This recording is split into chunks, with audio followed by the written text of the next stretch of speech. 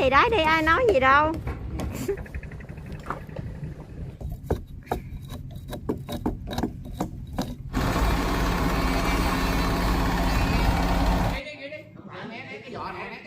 Em ôm cái đòn đó.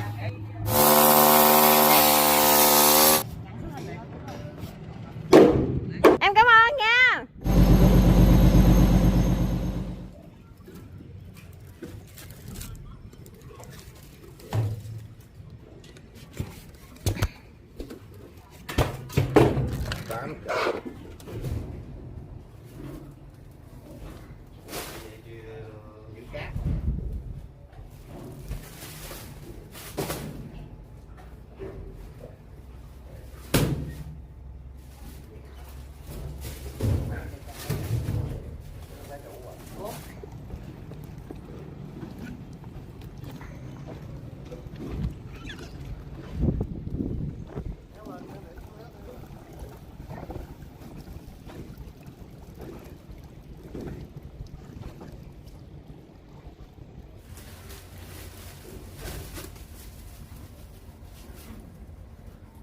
Qua tiệm tiền mặt thôi, có cho người ta xin hết tiền nè.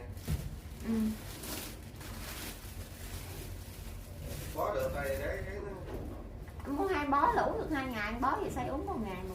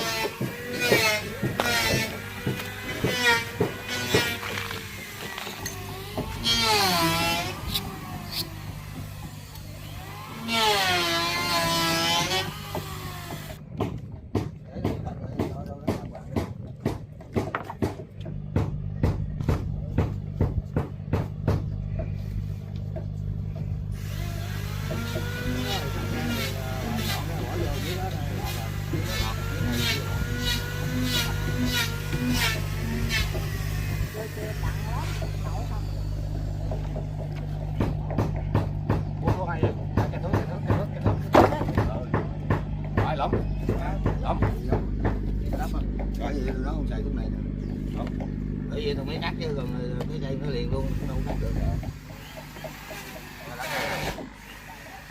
Đó là vậy hả? Thôi về quốc luôn đi.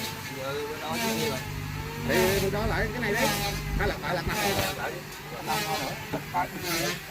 Bây giờ nha. Rồi.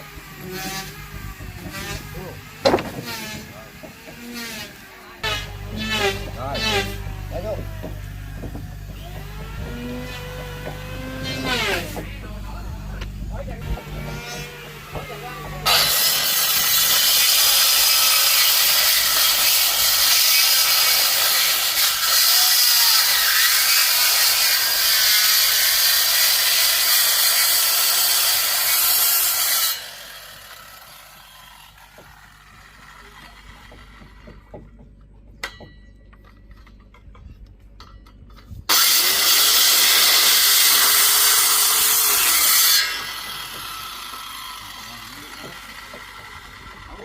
Cái cưa lưỡi dài đâu.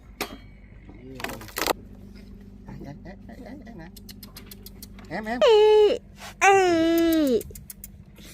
cho đó. Cho bắt luôn.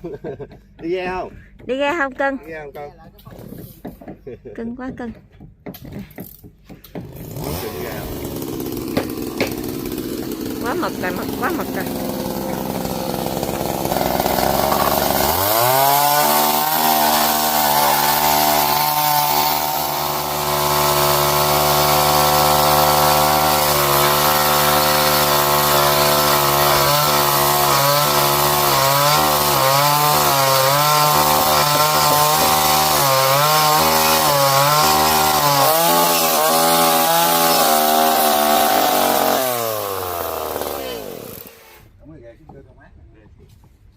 Ôi để lại đây được rồi.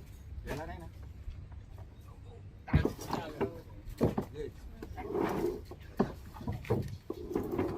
Rồi. Giờ gác lên khỏi dây sắt này. Cho đúng là sắt này. Cái đang trúng nữa đây.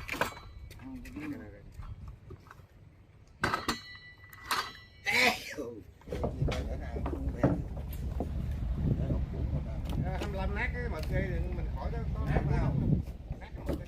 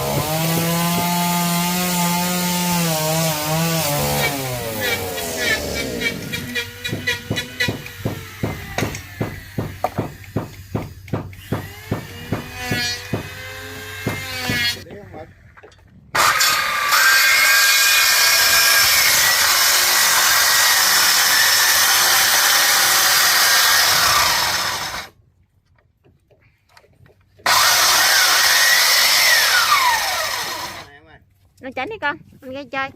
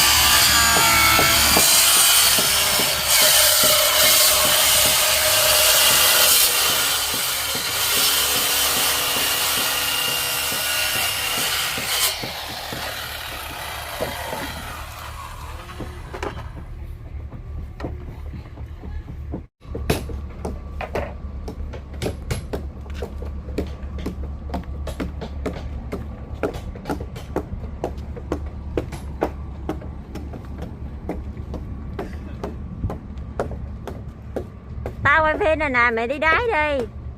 Tao kiện cho mày coi. Ủa lên chơi đi, tự nhiên đi xuống hả ta?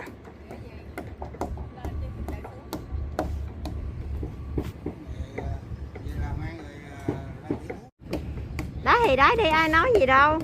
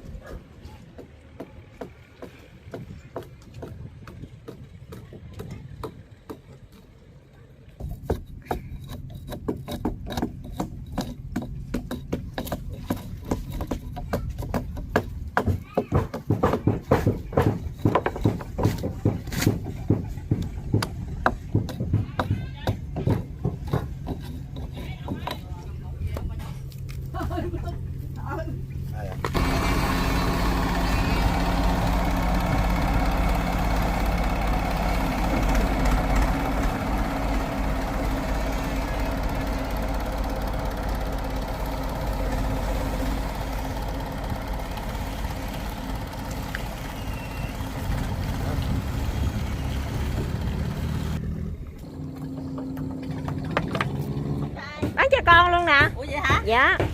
Kia nó quay mấy con dai nữa. Giờ cái gì cũng bán hết trơn hả? Tại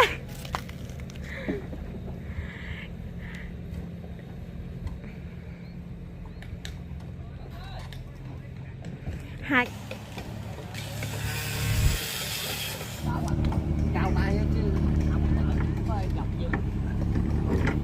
có chừng rớt đồ đẳng nha. Rồi đẩy lại đi, lên đẩy ra, đẩy ra chạy.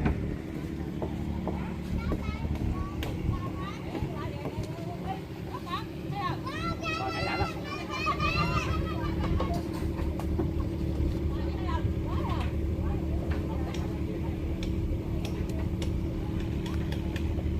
Chịu đi em rút. Cao tay chứ. Có chừng rớt đồ đẳng nha. Rồi đẩy lại đi, lên đẩy ra chạy.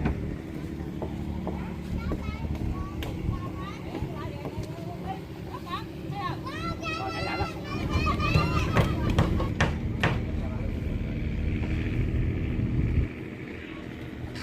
Đừng thôi nữa.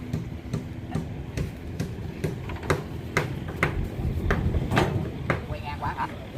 Từ ngang cái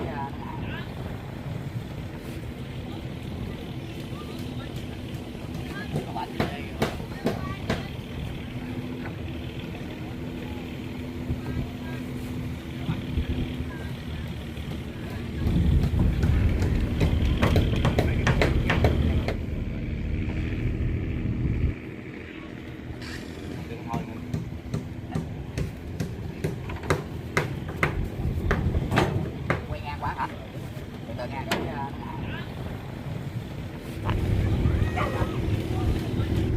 rồi, ok.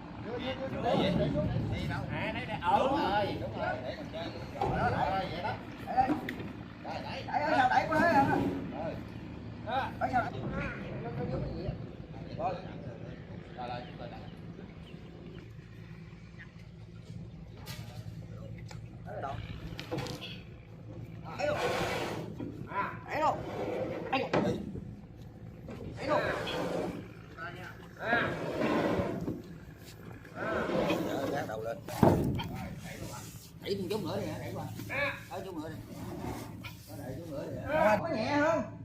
Có nhẹ hơn.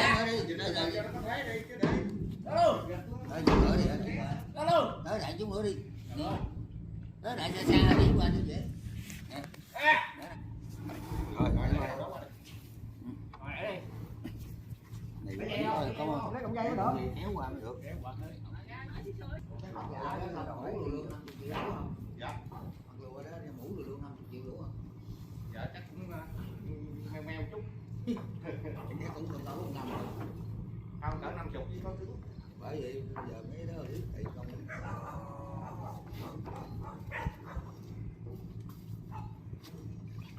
Rồi kéo qua đây.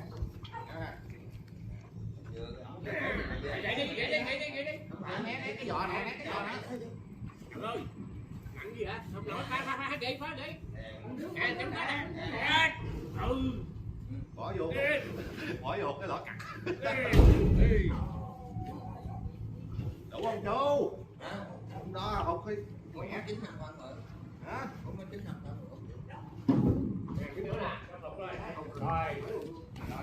Bây giờ có hỗn gạo đó.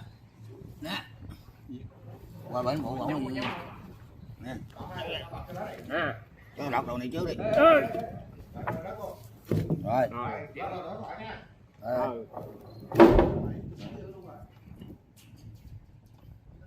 Dẫu luôn đi chú.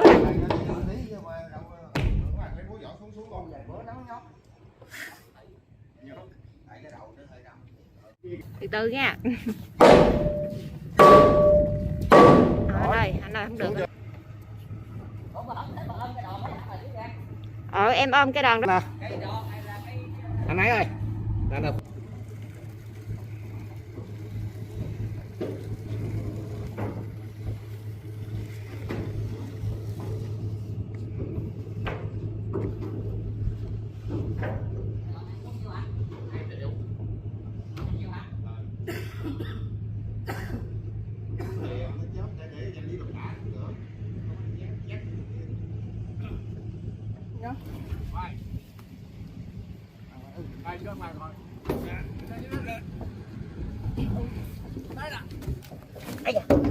Dầu. Ôi. Hay thiệt chứ. Mở dây ra luôn. Mở dây ra luôn. Bây giờ hả? Mở dây ra luôn kìa. Có sao không anh? Lật cái bè cung lên nữa. Dạ, lật bè cung lên. Giờ sao? Dở ta. Mở dây lên. Chết nó nha. Nặng lắm mà. Chút lại đây. Rồi, để xây nó đồng cầm mình nhẹ. Rồi căng ngay nha. Bỏ lên bàn hồ kéo đậm cho kìa.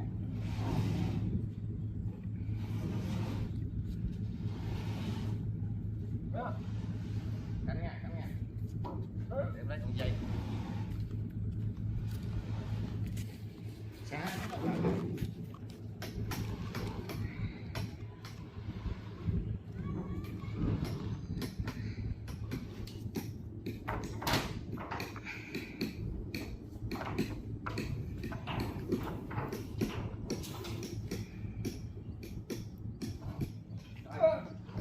Căng chứ để rớt nha.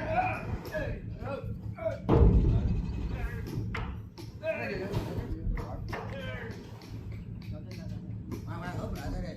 Mang qua tới đây chút xíu này. Rồi là chú ai cái chút xíu thôi. Đây vậy đây nè. Rồi, đúng rồi. Kéo gắn luôn. Ê, rút cái bù lông nó ra giùm con cái.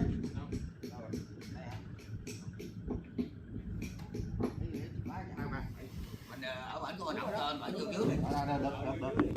Cho bển giường dưới này. Rồi. Đó. Tới rồi đủ rồi anh chưa? Ở đây có kệ nó đây cũng được. Đẩy qua với bệnh dư kìa. Dư không? Dư. Dư đây thiếu 2 phân. Rồi.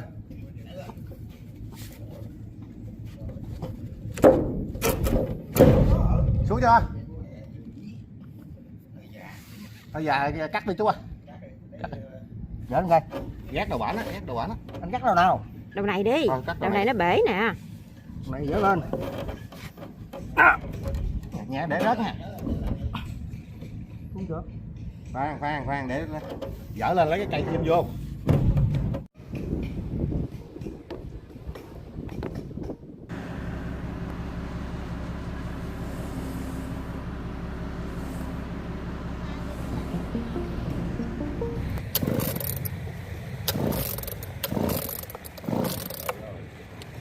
Bật đất rồi vậy trời.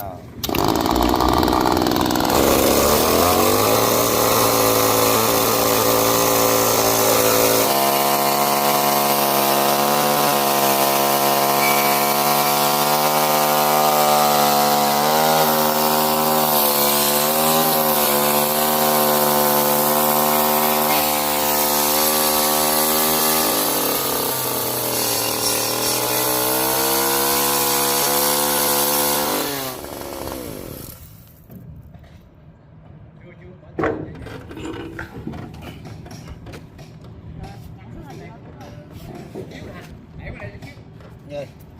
Nè. Đây đây qua đây có chiếc nè. Gì? Ở đây dương chiếc nè. Gì vậy? Đây búa gõ. Gì gõ xuống rồi đó. Đồng ý chưa?